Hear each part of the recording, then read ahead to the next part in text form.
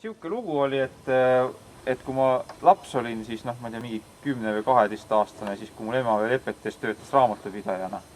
See oli, ma ei mäleta, mis aastas oli, see olla 93 või 4 ja siis oli ma just, nagu ikka käisin peale kooli, tulin sinna ema töö juurde ja vaatasin, mis ta teeb ja siis seal olid need telefoni, seal oli 3-4 telefoni reas, et kõik olid nad seotud seal, ütleme, selle töökojaga ja see olid, ütleme, igasuguseid. Ja siis üht telefoni helistati, emad ei olnud, siis ma võtsin vastu, vaatasin, keegi hakkab rääkima seal, et seal on pikk lugu. Et hakkab sulle rääkima seal mingitest kuradi kärulaagritest, igast muust asjast ja mina muudkui kuulan, minutit sa kuulan ja siis ta küsib, et kus see paber on ja siis ma panin kogemata ära toru ja siis läks natuke mida, jälle helistab jälle sama, aga jälle otsast sama juttu rääkima. Ma ei tea, kes ta oli muidugi. Ja siis tuli vist ema tuli ja siis ta lõpuks ütles, ta ei ütlenud, vaid ta sõimas, ütles, et kurat, et ära võta võõraid telefone vastu. Kuigi tegelikult midagi on, aga ma lihtsalt uudishimust võtsin vastu selle asja, lihtsalt mõtlesin, et kuule, mis onu räägib seal teisel pool toru otsas.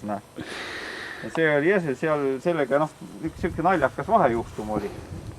Siis kui ma olin mingi laps, siis oli see, et talongidega anti suitsu ja viina. See oli mingi väga lühike aeg. Praegu neid talongi veel kuskil mingi, ma ei tea, pool tahvlit ei ole, aga ütleme selline, nii suur on kindlasti alles. Ja vanaisa siis tahtis teisi asju, aga temal anti terve hunnik neid viina ja suitsu talonge, kuigi tema viina suitsu mitte kunagi ei olnud. Ja siis nende viina ja suitsu talongidega ta võttis kõik need suitsud ja viinad välja nii palju, kui sai võtta. Ja neid kuradi Bella Morna, Canalle ja Primasid, neid oli meil mingi siuke suur virn oli tornide kaupa. Aga mis kasu oli? Kasu oli selles, et nendega sai neid kuradi jossimehi ja traktorist ära osta. Sest nemad ei saanud viina kuskilt, neil oli vähe. Ja siis oli niimoodi, et üks pudel viina ja kaks suitsupakki või 5 või vahet teadsa palju need tuli. Ja nende eest siis sa said osta endale, ütleme seal nendelt traktoristelt teenust. Vot niimoodi käis see asi. See oli väärt valuuta tol ajal. See oli universaalvaluuta. Ma räägin seda sulle, et mulle räägis üks mees siukse naljaloo, et temal oli kunagi haamrivart vaja, tavaliselt haamrivart tehakse siis, kes teeb kasest, kes teeb saarest. Aga üks mees ütles kavalalt õpetada, et võtad siukse noore kase, vaatad selle haamri selle varre jämeduse ära, paned siit lükkad alla ja lased paar aastat seista, et siis kasvab ise sisse, lõikad siit alt ära ja saadki endale haamri. Üks Epete mees mulle seda rääkis ja õpetas, et katsetame järgi, vaatame, äkki toimib. Selle tiigiga on natuke õnnetu lugu, et see on ka Epete meeste tehtud maaparandusega, et sellega ei väidetavalt siuke lugu olnud, et see tiik on ette nähtud, oli plaanikavasid siia ette nähtud. Siin oli mingisugune siuke sonni või allika koht ja selline ilmus soine ja mäda. Ja siis alguses oli niimoodi, et tehti see kraav ära siin, tuldi tehti ära 75-76 ja siis selle tiigiga oli siuke lugu, et sealpool üle selle mäe oli see tankla või küttejaam, kus nad hoidsid traktoreid ja neid koppasid ja kõiki neid oma varustust. Ja siis mul vanaisa vaatas, et ta tiiki kaevates, ta läks küsis, et kaeva tiik mulle. Siis seal üks mees, tolle mehe nime teab, see Voderein teab, mina ei mäleta, kes ta oli siuke. Too siis ütles, et küll, et ma tulen kaevan see tiigi sulle. Aga ta tuli sealt, ütleme, et üle mäe, ta tuli mingi 2 kilomeetrit, tuli selle E304G-ga tuli siia kaevama seda. Aga pärast oli siuke asi, et tuli küll pika maa ära, aga ütleme, kui sa ikka selle suure kopaga tuled, ta ikka logistab sind ja kulutab neid linte lülisid, ega see ei ole niisama selle kopaga, see ei ole linttraktoriga sõita. Sest käik on sul aeglane, ega sa kihutada temaga ei saa, manööverdada on kehv. Ja siis ta tuli siia, lõpuks oli siis niimoodi, et kaevas see tiigi ära, aga ta ütles vanaisalt, et küll, kaevan see tiigi, aga maksa mulle sellest. Vanaisal raha ei olnud või ei tahtnud maksta sellest, sest see oli plaanipärane asi. Ja lõpuks siis oli niimoodi, et ta kaevas selle vihaga see tiigi ära, aga ta kaevas selle siukse kausi. Ja nii, et see on põhimõtteliselt sügav tiik ja ta on täiesti kaus. Aga minu arust siis kuidagi see asi ikka lahenes ära, vanaisa andis mingi raha ja kuidagi see asi lahenes, aga mul on räägitud, et et see tiik on, nagu öeldakse, üks siukeste sittade asjade kokkusattumusel kaevatud niimoodi. Selle autoga on siuke lugu, et see on ühele Epete mehele kuulnud, et see kuulus siuksele mehele nagu Ants Tamm, et tema, need Tamme nimelisi oli seal EPT-s väga mitmeid, aga tema oli konkreetselt siis kes minu arust ta vist Tuhapüti peal oli veel viimati, kui ta EPT veel töötas või toimis, ütleme, suure asutusena. Ja see on nüüd tema auto. Et see on vist kõik, mis tast järele, kõik, mis meest järele ei ole see auto, ütleme niimoodi. Et tegelikult selle ma ostsin nende laste käest ära ja ütleme, see mitte ainult tema auto, vaid see on üldse vanim 408, mis oli Elvas. 64 aasta auto. See on päris esimesi 408, mis üldse tehti. Et see veel, kusjuures 2006 see veel täitsa sõitis Elva vahel. Aga need numbrid tegelikult selle auto omad, aga ma võin, asi on sellest, miks mina temaga sõidan see, et kui mul auto on, Audi on, et miks ma pean sellega siis sõitma, et ma arvan, et see auto nagu väärib veits teistsugust tulevikku, kui lihtsalt teda seal soola sees ära tappa. No ma räägin sulle selle loo sellest, kuidas me siin kunagi EPT-st, mulle räägitud seda lugu, et olid siuksed, hooajatöölised käisid EPT-s, olid need põhitraktorist ja sellised, kes võeti, ütleme seal suveks, 3 kuuks tööle. Sellised 20-aastased noormehed. Ja ükskord siis anti neile objekt kätte seal Puhjas, siuke koht on nagu Rekuparve. Rekutee on olemas ja Rekuparve. Et see on siuke koht, kus sai parvetada üle jõe teisele poole kallast. Siuke puidust parv tehtud nagu seal Emajõe peal praegust seal on Aaslava kandis. Midagi sarnast. Ja siis noored moistel oli seal objekt ja nad seal vist mingit maaparandustööd tegid ja siis ükskord tuli neil mõte, et hakkame nüüd, et meil oli Joss ja nagu aeg igav. Hakkasid vaatama, et kurat, et võtaks Jossi, paneks selle parve peale, parvetaks üle selle jõe seal. Mõeldud tehtud, panid siis Jossi käima, hakkasid sõitma ja mis juhtus, kui nii kui see parve peale Jossiga said, hakkas kohe Joss kas parvega alla minema. Et hakkas mitte ta põhja ei vajunud, aga ikka nii palju vajus ära, et lintideni oli vee all olnud. Ja mis hullem oli seal kõrval, kui seal oli üks elamine, aga seal elas üks Nõukogude patrioot, idioot. Selline vanamees, kes oli kõva korraustaja ja siuke suur Nõukogude Liidu patrioot, ütleme siis niimoodi. Mina nimetan neid patrioot-idiootideks. Ja tema siis oli kohe esimese asjana, nägi, et need seal parve peal on, need poisid ja seal Jossiga midagi majandavad. Esimene asi, mõnamees oli jooksnud kohe kurat sinna tuppa, võtnud telefoni, helistanud LVPT-sse. Ja sinna peakontorisse, kus neil oli tollel ajal. Ma muidugi aastad ei tea, kuna see juhtus, aga ma arvan, et see 80-tel võis olla.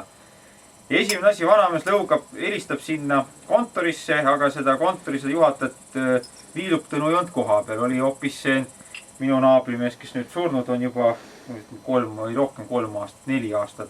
Ennu Veigu oli seal olnud.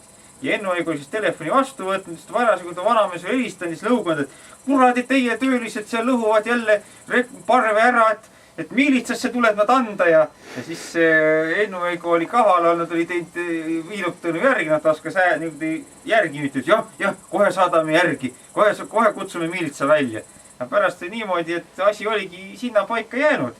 Ei tulnud miilitsat välja, aga kuidagi nad tuli Jossi vist sealt parve pealt ikka said minema niimoodi, et ta pardu siis tagasi vette. Aga karistust nad ei saanud ja keegi tulles vist teada ka ei saanud, sest ta vanameest küll helistas kontorisse, aga kuna vale mees võttis vastu ja ta mängis seal rolli, siis ei asi kuhugi välja jõudnudki. Niimoodi, et poisid jäid siis, ütleme, poisid said seal natuke nalja teha, aga nad said ka selles suhtes väikese õppetunni, et ega Jossiga ikka ei tasu igale poole ronida, kus ikka pole ette nähtud, ikka 8 tonni ikka vajub ikka väga hästi vee alla. Vaat niuke lugu siis.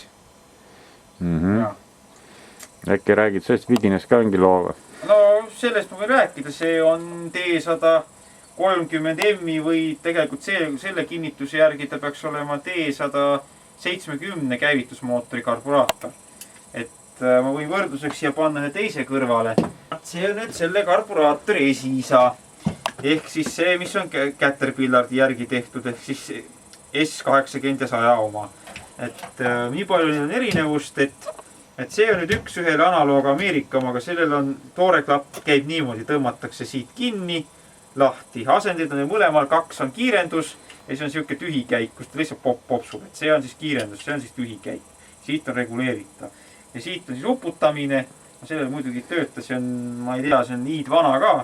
Aga sellel käib see uputamine hoopis siit. Niimoodi uputad siit ja siit annad juurde, noh, või noh, topkat saad siit anda. Ja sellel käib asi lihtsalt, siit käib toore. No siit samamoodi käib, milleks see kruvi tal on, seda mina ei tea, sest midagi otseselt ei reguleeri. Siit käib tühikäik ja siit käib kütus ja siin on isegi näidatud nivood, aga noh, neid nivoosid, neid sa ei saa muidu kontrollida, kui võtad siit selle kaane ära. Ja ega muid põhimõtteliselt erinevus ei ole. Ainuke asi, millega kiputakse neid karburaatorit segamini ajama, on Moskvitš 407 karburaator. Mul on see karburaator siin olemas, aga kas ma ta kätte saan? Ma vist ei saa sealt nikutada kätte täna kahjuks. Et vahe on see, et 407 karburaatoril on ta väiksem ja tal on kiirenduspump ühelgi Jossi karburaatoril. Ei sellel, see kõige vanemal, kuni selle uuemal mudelil ei ole ühte kiirenduspumpa. Et ta ongi ainult 2 asendit. Kõik. Rohkem tal ei ole mitte midagi. Et kütuse pealevoolumine toimub siis sisevoolu teel, et mingit bensupumpasid kui selliseid vahel ei ole. Et ülevad paagist kraan lahti, bensiin peale ja peab töötama. Et see on jah, ja see on täiesti uuena säilinud. Mina leidsin ta, ma ütlesin küll, et prügiunnikust vist. Selle ma ostsin ühe laada pealt. See maksis mingi 2 eurot. Noh, mõtlesin, et Jossi mul küll ei ole, aga see on siuke hea võrdlus, et vana ja uus, et Uno tuleb tööle ja no hakkab siis seda kummijukut käima tõmbama. Seal suure kõrge poodiumi peal seal ja siis nii kui ta käivis nööriga tõmbas, nii oli see Elili maas, kõik oma nahkkuuega sõnniku peal. Nii kui kirja Marks Elili. Noh, ei saa üles. Siis keeras ennast teist pidi. Ajasin ta siis jalgude peale ja tuli üles. Aga siis oli koos ka ikka päris korralikult. Ja ais oli ka maru korralik. Siis Altra ja Matti oli seal too kamandaja meil, see ütles, ei täna ei tule sellest tõstmisest midagi välja. Midagi. Võttis Saare Uno peale, viis kodu ära. Ongi nii. Ja pani vassi kasti, ütles, et kabiini ei istu ja kogu lugu. Ja teine hommik oli Saare Uno oli tööl. Puhtas liitas seljas ja polnud tal viga midagi. Et oli võib-olla jääknähud ja no jah, vaata siis ei kuradi põlvend ei kandnud ja oligi kõik. Kukkus ja ilusti maha. Siis on korras. Nii kui siis selle Unoga siis ükskord oli meile lähedas. Mina, et lähme poe juurde. Kui sõidame siis Rapka poe juurde või Külitse praegu. Sõidame poe juurde ja Uno läks maha. Mina muidugi panin minema autoga. Mul ka kurat kell juba pool see õhtul kodu vaja tulla. No jah, mul hilja ka, mis enam. Ja talveaeg ka ja järgmine kord oli niiviisi Uno, ja lähme jälle poodima. Nüüd tead sina poodi. Tema istus autos. Ja siis midagi, käisin poes ära, tein pudeli ära ja siis hakkasin kodu juures seda lahti kangutama seda autost. Tõmbasin siis oma juhi poolse ukse lahti. Ka ei tule mees. Nii, tema ajab käed jalad vastu. Ei lähe. Ja mina siis läksin kähku teisele poole autot, tegin teise poole ukse lahti, rabasin ta siis ümbert kinni, tõmbasin ta siis pärikarva välja. Ja siis sain ta siis sinna uksest sisse ja pani ühe suure kaika ukse taha, et muidu kord tuleb äkki jääb auto alla veel, kui ma minema hakkan. Ja midagi ja järgmine hommik ei, tema ei mäleta midagi, ma ei purjus, ma ei tea. Ma ei ole midagi sukust teinud. Aga ei mäletana? No et võib-olla. Ei, Uno oli tubli mees, aga ta midagi halba ei teinud. See viina ikka kätte sai. Kui sa viina võtmine peale tuli, siis tuli asju ette. Aga seda sa mäletad, kuidas sa mul selle, vaata see objekt, mis sul oli seal Tampsasse 75 aastat. Vaata see kivi, mis see õhku lasi. Kes see lasi sulle õhku? Sina või oli seal keegi teine? Ei olnud, mina ei ole lõhkeainesega tegemist teinud. Need said olema need kuradi kivipurustajad. No võib-olla eraldi brigaad, kes käis. Oli üks kivilõhkuja vend, kes käis mööda neid kiviunnikuid. Meil oli seal, mitte Külitse, see on see vanaaseme objekt oli Vorbuse kõrval. Seal oli meil siuke lugu, et kraavi perveses oli kivi. Ja ei saa trossiga välja tõmmata ja kopaga ei kaevanud ka välja. Aga seal kõrval oli see kiviprügi tegijad. Lõhkeainega lasevad kivipuru ja see kivipurustaja käis. Ja siis poisid läksid siis pudeliga sinna siis nende juurde, et kuule, olge head mehed, et tulge pange üks laeg sinna kivi peale. Et saab lahti. Ja siis tuli mees vaatama, et saab küll. Ja ta õnnestage sinna kivi alla siuke paras süvend. Ja sügav. Ja siuke paras, jah. Ja siis sinna entusiastid kargasid kõik kallale hulgakesi ja kivile ruttu auk alla. Maa sisse sinna labidale. ja siis no pandi siis parast ports lõhkeainet sisse. Ja siis nagu ta siis suitenööriga siis süütas. Ja siis kivi kargas sealt perve seest, alt üles poole kõvema poole lõhu. Kargas perve seest nagu üles ja siis noh, lagunes ära õhus. Vahi. Muidugi muda lendas ka laiali, suur auk jäi järgi, aga noh, kivist said lahti vähemalt, see on põhiline. Ja no kivid korjasin muidugi ära viidis plaadiga sinna nende lõhkuete juurde. 700 number 201 oli mingi müstiline masin vist, väga kaua töötas vist. 201 oli allmasin. Esimene Vene ime, mis tuli. Ja maru kaua pidas vastu. 86-ndal ta veel liikus, ma nägin siis oma sellus. See oli üks esimesi, jah. Ja see... Kes siis oli? Lauri Arno oli vist kõigepealt peal või? Mingi Raudsik Jürka külitses kunagi oli, kes keeras üle pea ja lõigati keevitusega välja, nii palju ma olen kuulnud jutuke sinna. Seal oli see mulla kobeste oli taga suur siuke kultivaator või päris see kobesti kohe? Oli siuke tera oli taga. See sügav kobesti, jah. Sügav kobesti, siis selle tera maha sisse, siis sellega siis kobestas. Aga ta mäe külje peal sõitis üles ja tõstis kobestaja välja ja siis kallutas ümber. Ega ta seal esimestel vist on mingit kaitseraudu ka, et põhimõtteliselt kabiini lükkas kohe kokku, kui sa... Ta jah. Et kraanamehed, kes seal kõik kohal olid ja keevitavad, need said kohe kraanaga tõsteti üles. No hilja ju. Saavad kätte. Jürkal iga midagi. Nii palju happe jooksis talle selga, siis see... Selg sai põletada siis? See ei taha midagi, kas ta kõrvetada sai, aga igatahes üks naisterahvas oli, ma ei tea, kas mitte see samane Sirgutiina või Raudsiktiina tähendab. Too oli ka selle objekti peal ja siis too siis kandis vett, palas siis happe lahjendus vett peale nagu või. Akude pealt happe, no too on ikka päris Akud kabiinis siis või? Aku ta kuskil sealt akude pealt jooksis, ta külili selili oli seal tumasi. Aga üldiselt jah. Aga mingeid siuksi juuriku hunniku otsast allasadamisi ei olnud või? Allasadamist ei olnud. Siis see on nagu vedanud. No mina olin Jossimis, mulle meeldis ka, sõidad sinna kuradi kõrge kännu hunniku otsast, võtad käigu välja, lased vaba käiguga alla joosta, no küll jookub ilusti. No mis ta ei jookse, kurat. Üle 10 tonni ikka, kui surub peale, tead. Aga hunniku otsas ümber ei läinud. Sa olid nagu hüdraulikaga juurija või vintsiga juurijad? See oli 64. aastal. Siis vist hüdraulikaga oli väga haruldane või luksvärk või? Hüdraulikat veel ei olnud, jah. Hüdraulika tuli 70 vist. Kuskil, jah. 72 oli juba hüdraulikas igatahes. Trossiga oli parem, hüdraulika kumb oli parem. Sellega saad maa siis suruda. Hüdraulikaga, jah. Trossiga kukub ta lihtsalt oma jõuga sul siin. Oma raskusega, jah. Ei, mulle ta juurimine üldse tistus, jah. Igas suured jurakad, et Jossil võim peale ei hakanud. No ei hakanud, jah.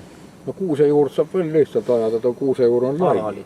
Ja tolle siis võtad jupi kaupa, hakkad servast midagi. Ajad kännu lõhki ja siis lõpuks saad veel kätte. Kaabid sisse ennast. Männi juurikas tuleb otse alla. On nagu porgand. Ja siis on veel papli juured ka, ega need on ka hirmsad. No peale palgapäeva olime Otepal seal kõrgepingevõrkude juures. Ja noh, mehed siis hakkasid peale viina võtma vaikselt. Ilus ilm, päike paistis ja kõik ja puha ja no läks üks nädal aega ära tule võtmisega. Üks päev võetakse, teine päev võetakse ja tööd ei saanudki õhtu teha. Ja noh, muidugi palju kopamehed oleks saanud selle soo seal ära kuivendada ilusti drenaasi ära panna. Aga ei jäigi panemata. Ja siis tuligi selline lugu, et noh, läksime siis Mäemetsa Autsiga sinna eskavaatori juurde, tead, no ketti panema. Peokett läks katki. Ja hakkas sadama. Ja sadas nii, et noh, see kuradi soo oli, noh, põlvest saadik oli vesi. Ja no vett ei saanud õigel ajal ära juhtida. Tänu sellele, et palgapäev oli vahepeal. Võid ju kuivaga need drenaasi sisse tõmmata ja oleks kui taas õige olnud. Ja me siis Mäemetsaga siis tegime siis seda, kui hakkasime suurt ketti peale panema, no nagu tuukrid. Et trussikut jalga ja panid alt vee all. Ja panime siis tolle kuradi keti kokku ja siis sai Mäemets sinna oma kuradi kraavi otsa peale. Ja tõmbas siis kraavi sisse, sest jooksis vesi ära. Aga muidu oli niivis, et no täitsa nagu meresuur. Ja siis tollega ta siis traklainiga tõstis selle kraavi laskis vee minema. Siis veel mitu päeva kuivas enne kui see. Aga oleks olnud kuivaga kõik seal ära teha, ei oleks midagi juhtunud. No kurat, näed, palgapäev oli vahepeal rääk. Täitsa kohe palgapäev tegi siukese prijommi. Kohe täitsa hirmus vaadata. Teete, aga juhtub niiviisi, et lähed kallaku peale, üks liint läheb sisse poole maha, teine välja poole ja siis oledki nii kinni, et lihtsalt ei saa ei edasi, ei tagasi. Ja on, kui need objekti peal tulevad teise masina ka. Kui üksinda oled vada, siis oled küll. Siis oled hädas. Aga Jossi roomik, kui läheb katki, see ainult keevitus või? Seda jah, käsitsi välja ei löö, ta on jõle pingiva. Ta selle suure pressiga pressitakse kokku ja need lülid. Seal on juba jah hirmsat jõudu vaja, kui ta pulka välja lüüa.